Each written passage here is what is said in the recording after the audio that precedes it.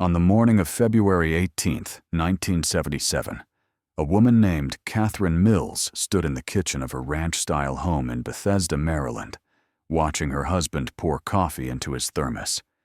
She was wearing a blue cardigan and slippers, her hair still damp from the shower, and she was thinking about the document she had photographed the night before while he slept.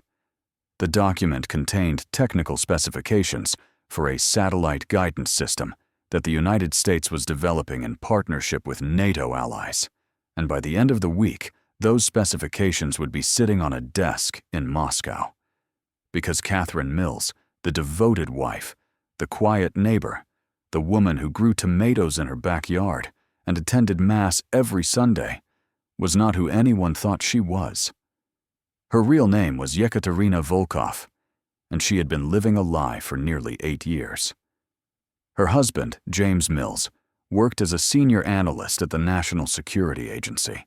He had security clearance that gave him access to some of the most sensitive intelligence materials in the American government, and he had absolutely no idea that the woman he had married in 1969 was a Soviet intelligence officer who had been specifically trained to target him.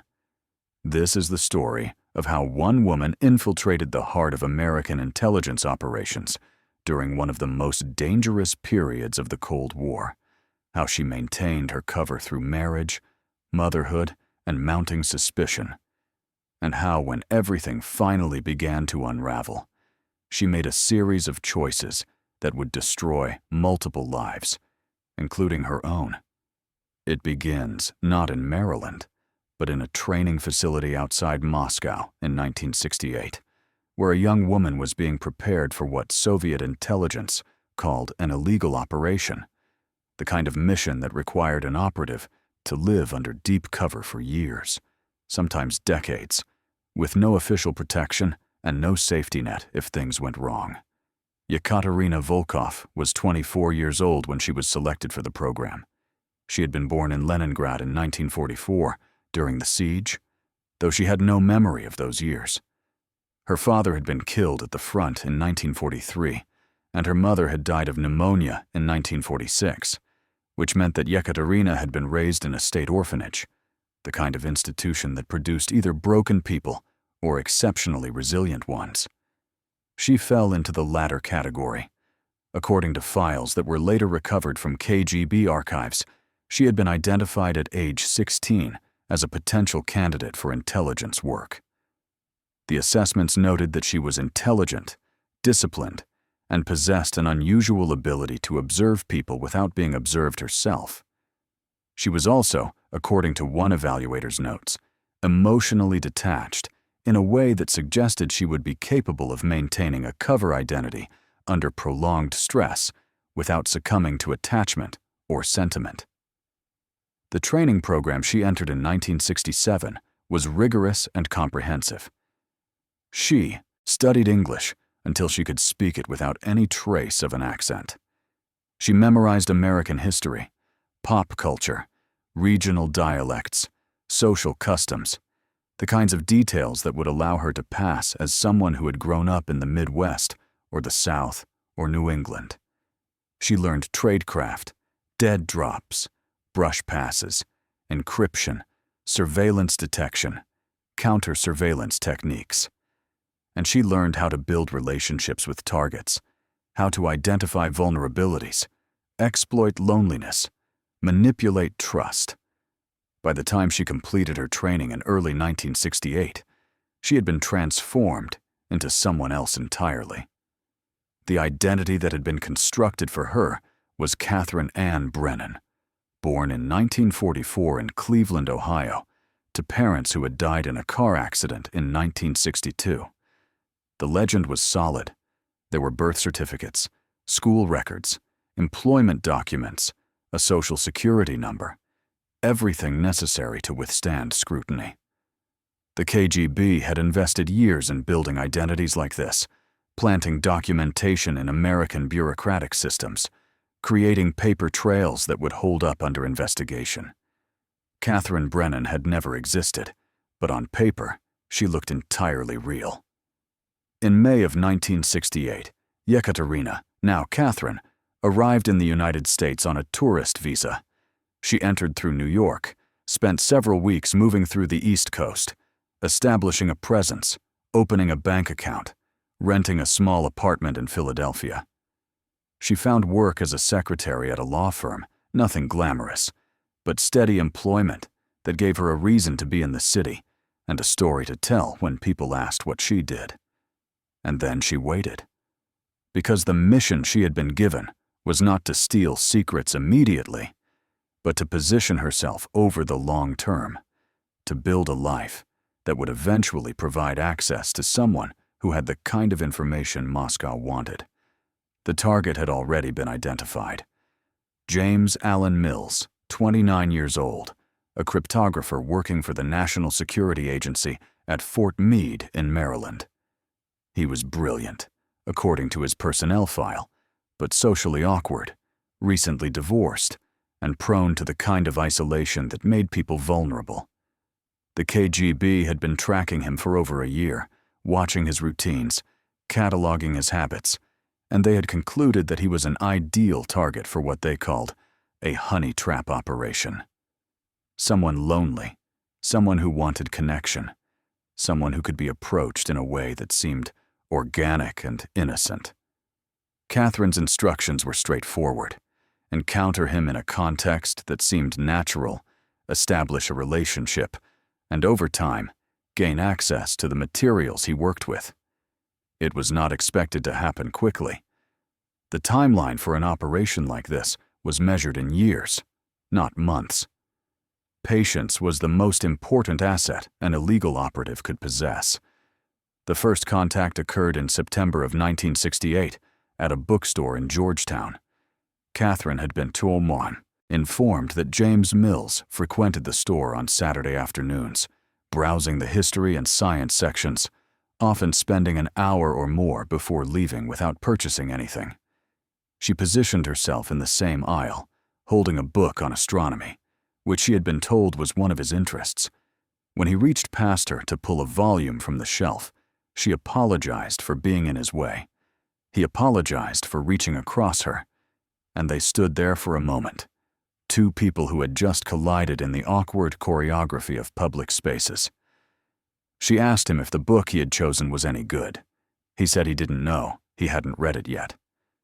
She said she was trying to learn more about the subject, but found most of the popular books too simplistic. He recommended a different title, something more technical. She thanked him, said she appreciated the suggestion, and then they parted. It was brief, unmemorable, exactly what it needed to be. The second contact occurred 2 weeks later at the same bookstore. This time, Catherine made sure to arrive when she knew he would be there, and she positioned herself where he would see her. When he did, he nodded in recognition. She smiled, said something about how it seemed they had similar taste in bookstores. He agreed, mentioned that it was one of the few places in the city where you could find serious nonfiction without wading through bestseller displays. They talked for perhaps 10 minutes, mostly about books, about the city, about nothing in particular. And when they parted, Catherine mentioned that she was usually there on Saturdays if he ever wanted to continue the conversation. By November, they were meeting regularly. Not dates, not yet, just conversations in the bookstore that gradually extended to coffee at a nearby cafe and then to lunch at a diner James liked. He was cautious at first, guarded in the way that people who have been hurt become guarded. But Catherine was patient. She listened more than she spoke. She asked questions about his work, but only in the vague way that anyone might ask, never pressing, never showing too much interest. She presented herself as someone who worked a boring office job, who read to escape the tedium of daily life, who was new to the area and didn't know many people. She was, in other words, exactly the kind of person James Mills would feel comfortable with, someone who seemed as lonely as he was. They started dating in early 1969, dinner at quiet restaurants, walks along the Potomac, movies at the old theater on M Street. James was awkward in the way that brilliant, introverted people often are, but Catherine found that she didn't have to pretend to enjoy his company. He was kind, thoughtful, and when he talked about mathematics or cryptography or the patterns he saw in encrypted communications, there was an intensity in his voice that suggested a man who lived more comfortably in the world of ideas than the world of people. Catherine listened to these conversations carefully, noting details, filing away information, but also genuinely engaging with what he said.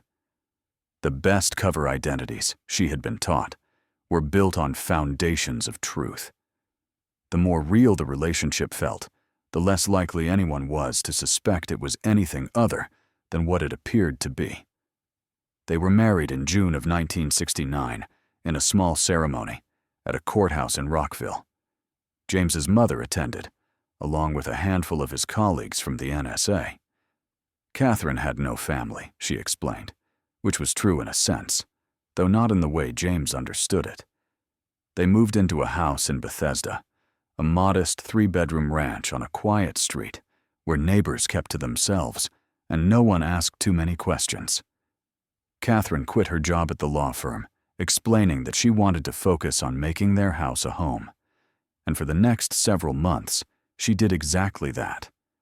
She decorated, she gardened, she learned to cook the kinds of meals James liked.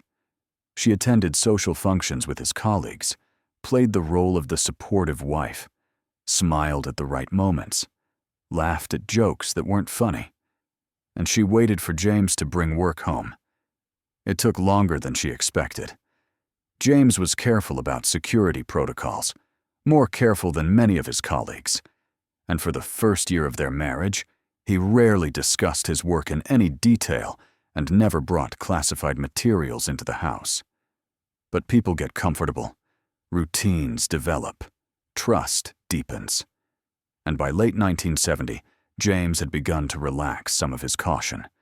He would mention projects he was working on, not in detail, but enough that Catherine began to understand the scope of what he did.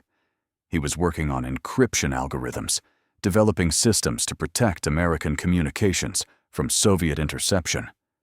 It was ironic in a way that made Catherine's handlers pleased when she reported it. The man tasked with keeping secrets from the Soviet Union was married to a Soviet intelligence officer. The first real opportunity came in March of 1971. James had brought home a briefcase containing technical documents he needed to review over the weekend. He left it in his study while he went to bed, and Catherine waited until she was certain he was asleep before entering the room. She used a small camera, the kind that could be concealed in a pocket, to photograph each page. The process took approximately 40 minutes. She had to be careful with lighting, with focus, with making sure she left everything exactly as she had found it. When she finished, she returned to bed and lay beside her husband, listening to his breathing, aware that she had just crossed a line that could never be uncrossed. The photographs were passed to her handler during a meeting in Rock Creek Park 2 days later. She placed them in a hollowed-out book, left the book on a specific bench, and walked away. An hour later, a man she had never met retrieved the book and disappeared into the city. It was a clean exchange, professional, the kind of operation that left no trace. Over the next 2 years, Catherine repeated this process dozens of times. James would bring work home, not often, but regularly enough that Catherine had steady access to classified materials. She photographed technical documents, encryption keys, internal memos, assessments of Soviet cryptographic capabilities. She was careful never to take too much, never to photograph anything that would be immediately missed. The goal was not to steal everything, but to gather enough to be useful while maintaining the appearance of normalcy. And for a long time, it worked. James never suspected. His colleagues never suspected. The counterintelligence officers who periodically reviewed security protocols at the NSA never flagged anything unusual about James Mills or his wife. Catherine was, by all accounts, exactly what she appeared to be. But in 1973, something changed. Catherine became pregnant. It was not planned, at least not from an operational standpoint. The KGB had not instructed her to have a child. If anything, pregnancy complicated her mission, made her less mobile, less able to travel for meetings with her handlers, more visible in ways that increased risk. But it happened, and when Catherine informed her handler during a routine meeting, his reaction was measured. He told her that Moscow would evaluate the situation and provide guidance. In the meantime, she should continue her normal activities and avoid drawing any attention to herself. The guidance came back several weeks later. She was to proceed with the pregnancy. A child would deepen her cover, make her seem even more legitimate, even more integrated into American society. It would also, the directive noted, provide additional leverage if James ever became suspicious. People with families were less likely to take risks, less likely to cooperate with authorities, if doing so would expose their loved ones to danger. Catherine gave birth to a daughter in December of 1973. They named her Sarah. And for the first few months after the birth, Catherine's operational activities slowed significantly. She was exhausted, overwhelmed by the demands of caring for an infant. And James, who had taken paternity leave, was home more often, which made it difficult to conduct surveillance or pass information without being observed. But by the spring of 1974, routines had been reestablished. James returned to work. Catherine resumed her photography of classified documents. And Sarah, who was too young to understand anything, became part of the cover story, a detail that made Catherine Mills seem less like a spy and more like a mother. What Catherine had not anticipated, what no amount of training had prepared her for, was the way motherhood would affect her psychologically. She had been taught to compartmentalize, to separate the role she was playing from whatever she actually felt. But holding Sarah at night, watching her sleep, feeding her, changing her, the routine, tedious intimacy of caring for another human being began to erode some of the detachment she had cultivated over years of training and operational work. She started to think about the future in ways that were dangerous for someone in her position. She thought about what would happen when Sarah was old enough to ask questions, when she started school, when she formed attachments to this life, this country, this identity.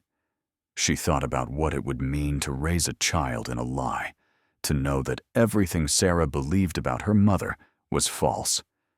These were not thoughts Catherine could afford to have, and she did her best to suppress them. But they persisted, nagging at the edges of her consciousness during moments when she should have been focused on her mission. By 1975, the intelligence Catherine was providing had become increasingly valuable. James had been promoted to a senior position within the NSA, which gave him access to even more sensitive materials. He was now working on projects related to satellite communications, signals intelligence collection, and strategic warning systems. The kind of information that could tell the Soviet Union how much the Americans knew, what they were listening to, where their blind spots were. Catherine's handlers were pleased. She was, by their assessment, one of the most productive illegal operatives they had running in the United States. And the longer she stayed in place, the more valuable she became. But the longer she stayed in place, the greater the risk. In early 1976, Catherine noticed something that made her uneasy. James had become quieter, more withdrawn. He was working longer hours, bringing less material home, and when she asked about his work, his answers were more vague than usual.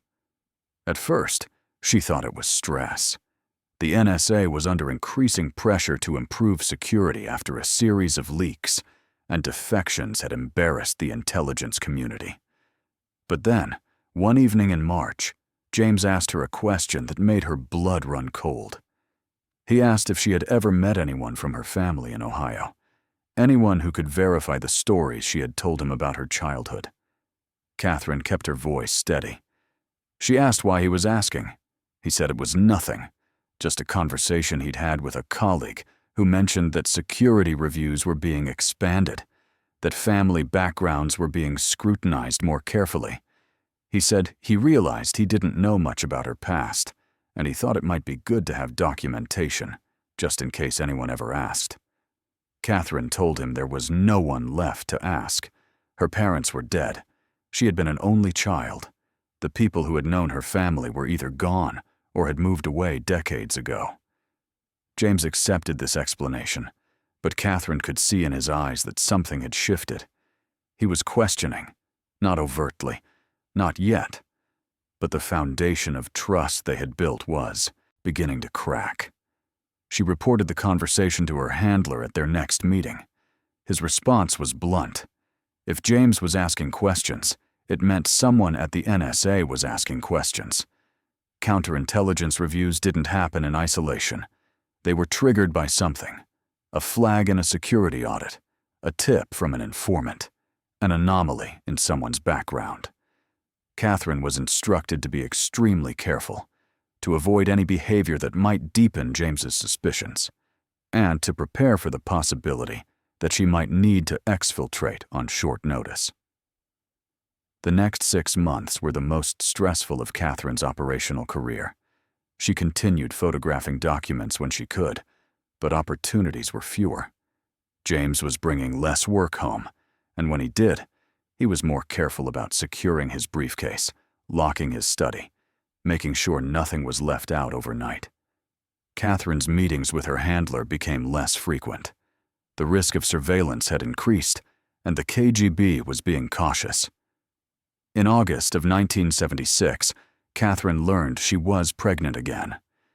She did not tell James immediately. She did not tell her handler immediately. She sat with the information for several days, trying to calculate what it meant, how it would affect the mission, whether it changed the calculus of risk. When she finally informed her handler, his reaction was colder than it had been the first time. Moscow was concerned. A second child would make exfiltration more complicated, more visible. If Catherine needed to leave in a hurry, having 2 young children to transport would slow her down, increase the chances of being caught. The directive she received was clear. She was to terminate the pregnancy. Catherine refused. It was the first time in 8 years that she had disobeyed an order from her handlers, and she did so knowing the consequences could be severe. She told her handler that terminating the pregnancy would raise questions with James, that it would seem suspicious, that it would undermine her cover. But the truth, which she did not say, was that she could not do it. Something had changed in her, something that made the idea of ending this pregnancy unbearable. She told James about the baby in September. His reaction was complicated. He was happy, but also anxious. Money was tight. The house was small. Sarah was still in diapers. But he said they would make it work, and Catherine felt a wave of guilt so intense it was almost physical. She was lying to this man about everything, using him, betraying him, and he was standing in their kitchen, talking about making it work. The second child, a boy they named Michael, was born in April of 1977. And by that point, Catherine had begun to realize that something fundamental had shifted in her relationship with the mission. She was no longer the detached operative she had been when she arrived in 1968. She had spent nearly a decade building this life, and somewhere along the way, parts of it had become real. She loved her children. That much was undeniable. And she felt something for James, not love in the romantic sense, but affection, guilt, a complicated mix of emotions that made it difficult to separate the role from the reality. But the mission continued. Moscow did not care about Catherine's internal conflicts. They cared about intelligence, and they expected her to deliver it. So she did. She photographed documents, passed information, maintained her cover. And she tried not to think about what would happen when the lie inevitably collapsed. The collapse began in October of 1977. James came home from work one evening and told Catherine that a colleague of his, a man named Robert Hutchins, had been arrested that morning on suspicion of espionage.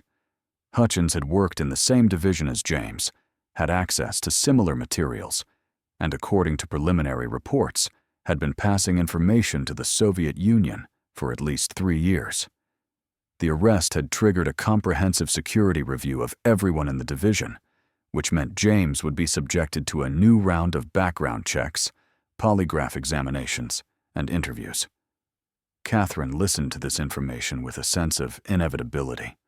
The walls were closing in. It was only a matter of time before the investigation expanded, before someone noticed inconsistencies in her background, before the carefully constructed identity of Catherine Ann Brennan began to unravel under scrutiny. She reported the development to her handler at an emergency meeting 2 days later. His assessment was grim.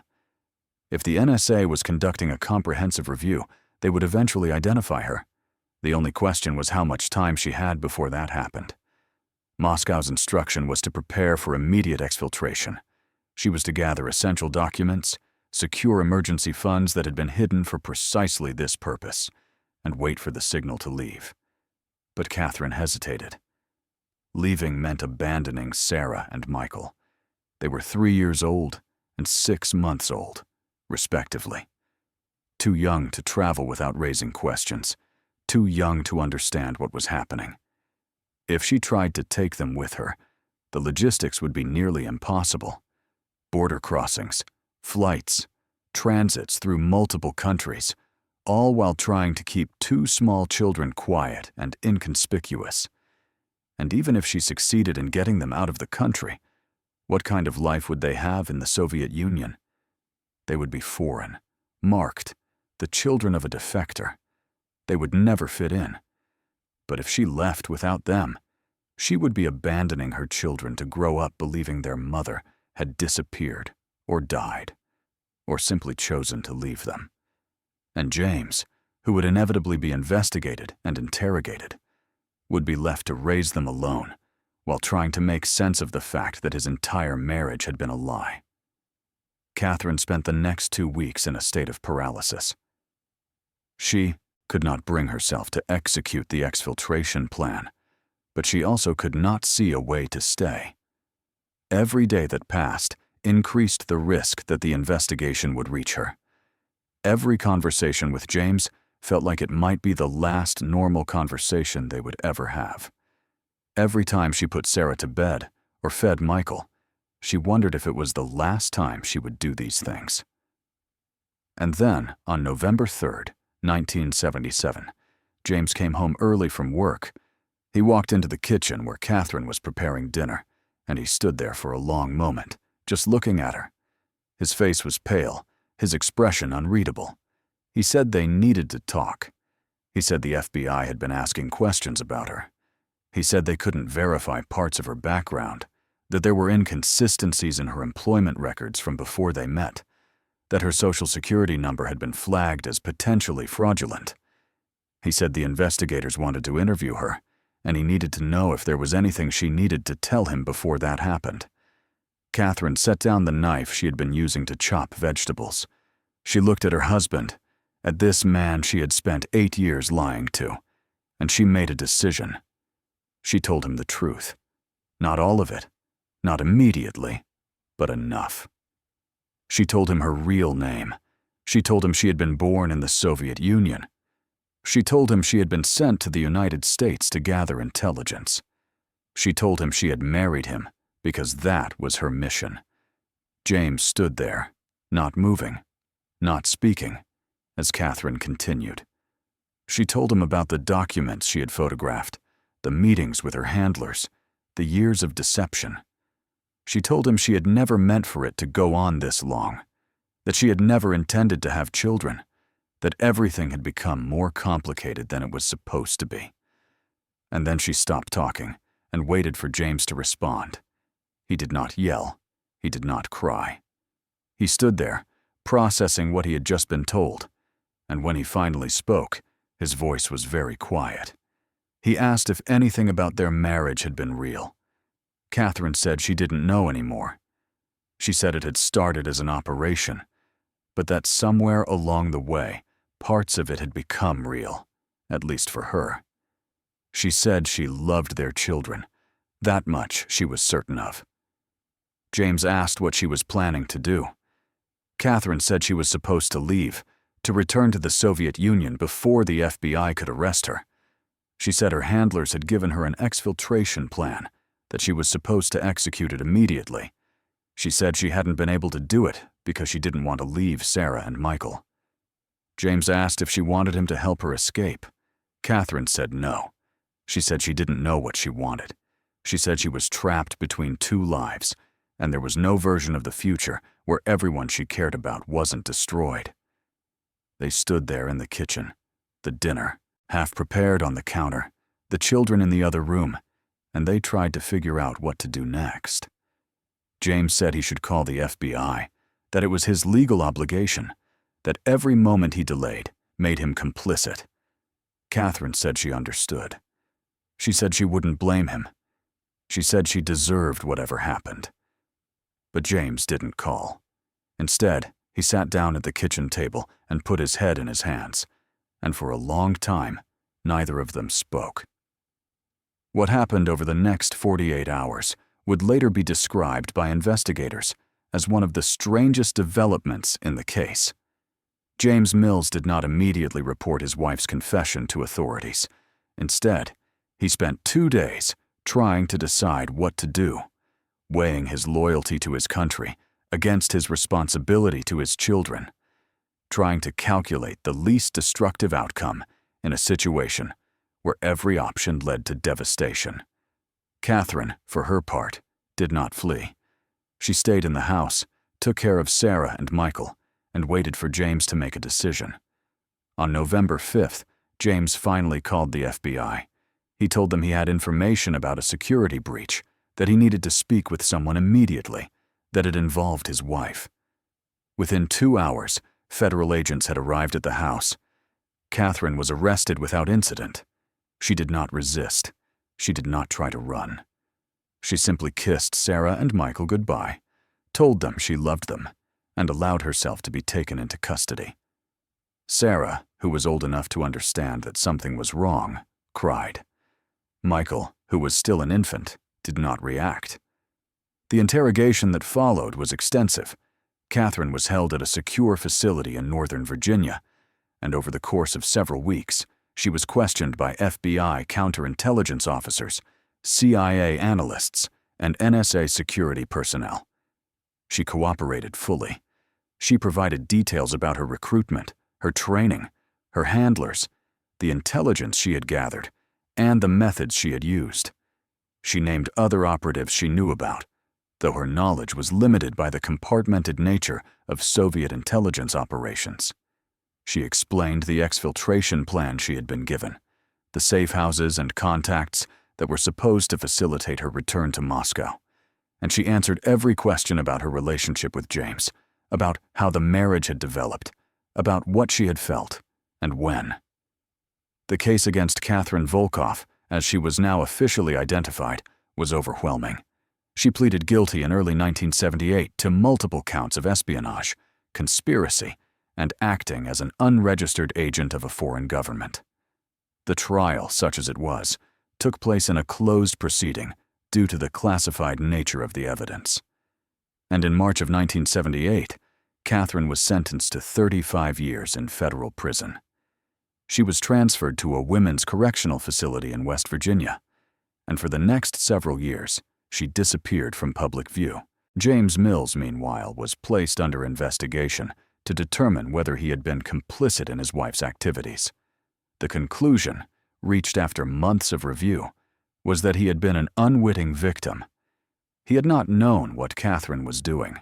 He had not assisted her in any way. And when he finally learned the truth, he had reported it to authorities within 48 hours. But that conclusion did not absolve him of professional consequences. He lost his security clearance. He was reassigned to a position that did not involve access to classified information. And eventually, in 1980, he resigned from the NSA entirely. The children, Sarah and Michael, were placed in James's custody. He moved to a different state, changed their last name, and did everything he could to shield them from the public attention that came with being the children of a Soviet spy. Sarah grew up with fragmented memories of her mother, images that became less clear over time. Michael had no memories at all. Catherine wrote to them occasionally, letters that James kept but did not share with the children until they were older. In those letters, Catherine tried to explain herself, tried to articulate what she had been thinking, why she had made the choices she made. But explanations were inadequate. Nothing she could say would change the fact that she had built a family on a foundation of lies. And when the truth came out, that family had shattered. Yekaterina Volkov served 22 years of her sentence before being released as part of a prisoner exchange in 2000. She was returned to Russia, where she was met by former colleagues and debriefed extensively about her years in American custody. She was given a small apartment in Moscow, a pension, and the recognition that came with having been a loyal servant of Soviet intelligence. But the country she returned to wasn't the country she had left. The Soviet Union had collapsed. The Cold War was over. And the ideology she had once believed in, the cause she had sacrificed everything for, had been discredited. She lived quietly for the next several years, rarely leaving her apartment, speaking to almost no one. In 2007, a Russian journalist tracked her down and requested an interview. Catherine agreed, and over the course of several hours, she talked about her life, her mission, and the family she had left behind. She said she had loved her children. She said she regretted the pain she had caused them. But she also said she would make the same choices again, that she had been a soldier in a war that was fought in shadows, and that soldiers did not have the luxury of regret. Sarah Mills, who by that time had married and changed her name again, heard about the interview and issued a brief statement through an attorney. She said she had no interest in contact with her mother. She said the woman who had given birth to her had also abandoned her, and that was the only truth that mattered. Michael Mills declined to comment. James Mills had passed away in 2005, having never remarried, having spent the latter part of his life as a man who trusted no one and carried the weight of betrayal in every interaction. The story of Yekaterina Volkov, or Catherine Mills, or Yekaterina Volkov, depending on which name you choose to use, is not a story with a satisfying conclusion. It is a story about the cost of deception, about the impossibility of living two lives simultaneously, and about what happens when ideology collides with human relationships. It is a story that asks whether a person can ever truly separate the role they are playing from who they actually are, and what happens when those two things become so entangled that even the person living the lie can no longer tell the difference. Catherine spent 8 years building a life that was fundamentally false, and in the process, she created real relationships, real emotions, real consequences. She became a wife and a mother, and those roles, though initiated as part of a mission, took on a reality that transcended their operational purpose. And when the operation ended, when her cover was blown and her identity was exposed, she was left with the wreckage of both lives, the one she had built in America and the one she had left behind in the Soviet Union, neither of which fully belonged to her anymore. The question of whether she was a victim or a villain, whether she deserves sympathy or condemnation, is not one with an easy answer. She made choices, conscious choices, to deceive, to betray, to use people who trusted her. And those choices had consequences that destroyed lives.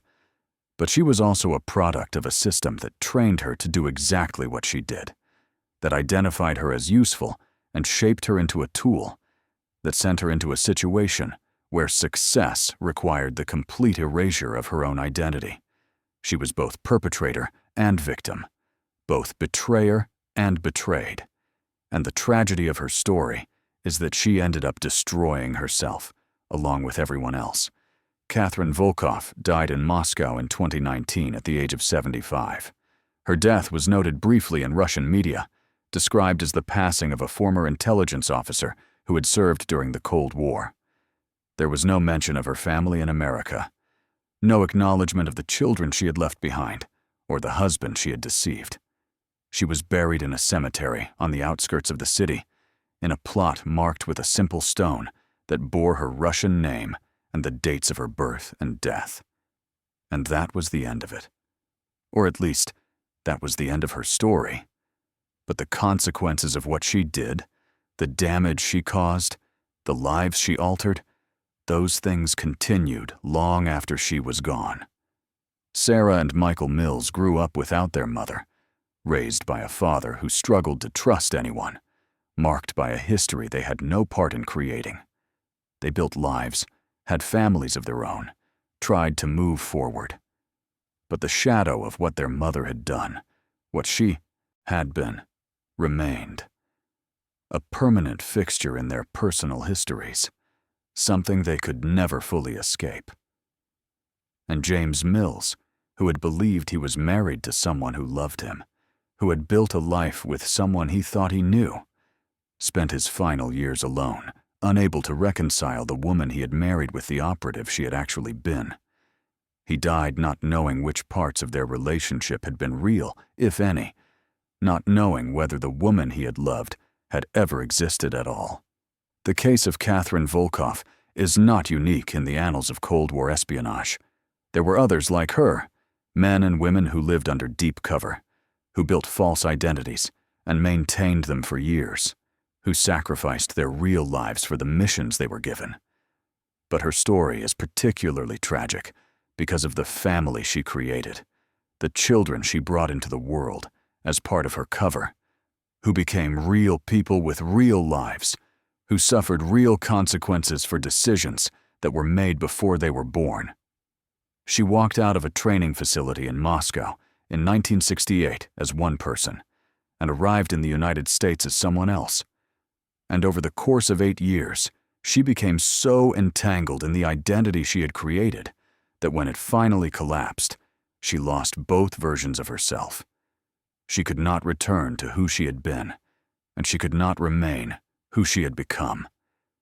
She was left with nothing but the knowledge of what she had done, and the understanding that there was no redemption available, no way to undo the damage, no path back to anything that resembled a normal life.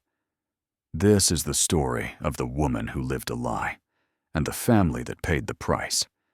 It is a story about loyalty and betrayal, about duty and deception, and about the impossible choices people make when they are caught between two worlds. And it is a reminder that espionage, for all its romance in fiction, is in reality a brutal business that destroys almost everyone it touches. Yekaterina Volkov spent most of her life pretending to be someone else, and when the pretense finally ended, she discovered that she had lost herself somewhere along the way. She had built a life on lies, and when the truth came out, there was nothing left. Not her mission, not her family, not even the certainty of who she had been before it all began. Just a woman alone in a foreign country that had become home, and then stopped being home, and then became foreign again. And that perhaps is the real tragedy of her story. Not that she was caught, not that she went to prison, but that she ended up losing everything, including herself, in service of a cause that ultimately meant nothing, that disappeared along with the country she had betrayed her family to serve. She made her choices. She lived with the consequences, and in the end, she died as she had lived, alone, marked by a history that could never be erased, remembered by no one except the people whose lives she had destroyed. And those people understandably preferred to forget.